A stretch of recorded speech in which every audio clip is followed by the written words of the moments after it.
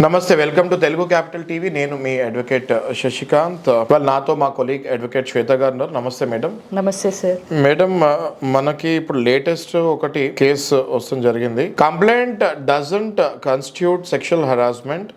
Kerala high court quashes notice issued by ICC against KSFE branch manager, అంటే Kerala state financial corporation అనే ఒక corporation, అంటే అదొక ఆఫీస్. అక్కడ ఒక మేనేజర్ పనిచేస్తున్నాడు. ఆ మేనేజర్ పైన ఒక ఎంప్లాయీ, ఆ మేనేజర్ కింద ఎవరైతే ఒక మహిళా ఎంప్లాయీ పనిచేస్తున్నారో ఆ మహిళా ఎంప్లాయీ ఈ మేనేజర్ మీద ఫాల్స్ అలిగేషన్ వేస్తడం జరిగింది. అండర్ ఇంటర్నల్ కంప్లైంట్ కమిటీ అని పాస్ట్ లో ఉంటుంది. అంటే మన అందరికి తెలుసుకోవాలి, ప్రతి ఆఫీస్ లో కూడా ఒక 30-20 మంది, ఒక 10 or more మెంబర్స్ ఉన్నా, అందులో మహిళలు ఒక మహిళ ఉన్నా కూడా ఇంటర్నల్ కంప్లైంట్ కమిటీ అని ఒకటి పెట్టుకోవాలి. వాళ్ళు ఇంటర్నల్ కంప్లైంట్ కమిటీ అని పెట్టుకొని ఆ కమిటీకి కూడా హెడ్ ఒక మహిళనే పెట్టుకొని ఆ కమిటీ పాష్ యాక్ట్ కింద, అంటే పాష్ యాక్ట్ అంటే మీరు అందరూ తెలుసుకోవాలి, ప్రివెన్షన్ ఆఫ్ సెక్షువల్ హెరాస్మెంట్ అనే of women at the work place అని ఉంటుంది. అందులో ఏ మహిళ పైన అయినా, ఏ పురుషుడైనా, ముఖ్యంగా తోటి పనిచేసే కొలీగ్స్ అయినా లేకపోతే మీ పై అధికారులైనా కూడా మీ పట్ల అసభ్యంగా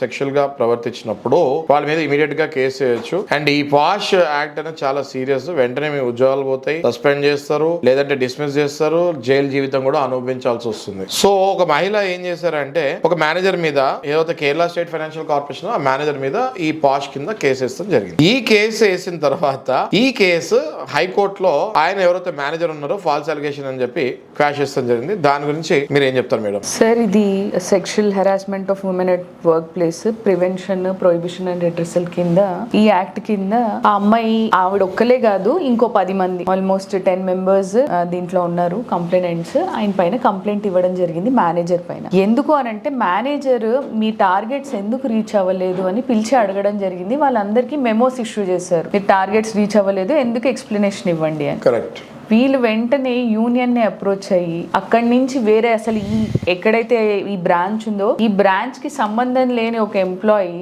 ఆవిడ థర్డ్ రెస్పాండెంట్ ఇందులో, ఆవిడ మేనేజర్ మీదకి ఇంకో 10 మందిని తీసుకొని రావడము, సడన్ గా 10 మంది ఆయన పైన దాడి చేయడానికి వచ్చేసారేమో అని ఆయన వెంటనే ఫోన్ తీసుకొని రికార్డ్ చేయడం జరిగింది. మీరు ఎందుకు నా మీదకి వస్తున్నారు, నన్ను కొట్టడానికి వస్తున్నారా అని ఆయన కూడా దుర్భాషలాడడం జరిగింది. అంతే, తిట్టాడు, నా మీదకి ఎందుకు వస్తున్నారు అని. ఆ ఫోన్ రికార్డింగ్ మీద పాష్ యాక్ట్ కింద వీళ్ళందరూ కోర్టుని అప్రోచ్ అవ్వడం జరిగింది. సో కోర్టు ఏమని అనింది అని అంటే, మియర్లీ మీరందరూ ఒక 10 మంది వెళ్ళిపోయారు ఆయన మీదకి, అసలు ఎవరైతే థర్డ్ రెస్పాండెంట్ ఉందో ఆవిడ అసలు ఈ కేసుకి సంబంధం లేదు, ఎంప్లాయీ కాదు, ఈవిని మెమో అడగలేదు, అసలు బ్రాంచ్ మేనేజర్ కి ఆవిడకి పరిచయం కూడా లేదు.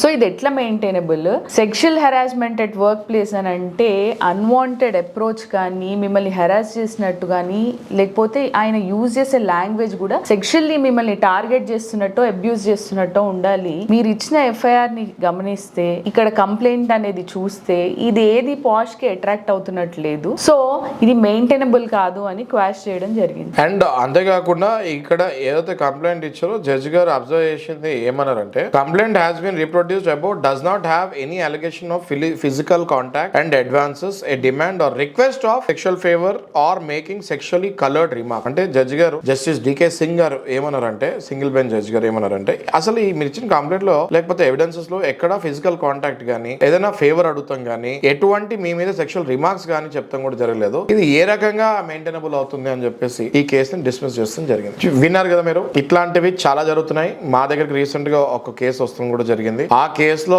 ఒక ఎన్బిఎఫ్సి బ్యాంక్ మేనేజర్ అయినా, పాత మేనేజర్ మానేసిన తర్వాత ఆ ప్లేస్ లో కొత్త మేనేజర్ పెడతాం జరిగింది. ఆ కొత్త మేనేజర్ కింద పనిచేసే పాత స్టాఫ్ ఈ మేనేజర్ నచ్చక, పాత మేనేజర్ మీద ఉన్న ప్రేమతోటి కొత్త మేనేజర్ మీద ఇదే పాష్ యాక్ట్ వేస్తాం జరిగింది. వెంటనే ఆయన పోలీస్ స్టేషన్ కూడా పిలుస్తాం జరిగింది. పోలీస్ స్టేషన్ కి వెళ్ళిన ఆయన గడగడలాడుతూ వాళ్ళ కింద పనిచేసే ఇంకో సబార్డినేట్ మన ఆఫీస్ కి వస్తాం జరిగింది. వచ్చి ఇట్లా ఇట్లా అయింది అన్నారు. ఆయన, ఆ అబ్బాయి అందులో చాలా భయపడిపోయి కాంప్రమైజ్ అవుతాం జరిగింది. నేనేమన్నానంటే, కాంప్రమైజ్ అయ్యే అవసరం లేదు, ఇలాంటి వాళ్ళకి సరైన బుద్ధి చెప్పాలి, క్వాష్ చేయాలి, క్వాష్ చేసిన తర్వాత కేసు కొట్టేసిన తర్వాత ఆ మహిళ మీద డిఫమేషన్ వేయాలి, క్రిమినల్ డిఫమేషన్ వేయాలి. అలాంటి మహిళలని జైలుకి పంపిస్తుందో కూడా తప్పలేదు. Thank you.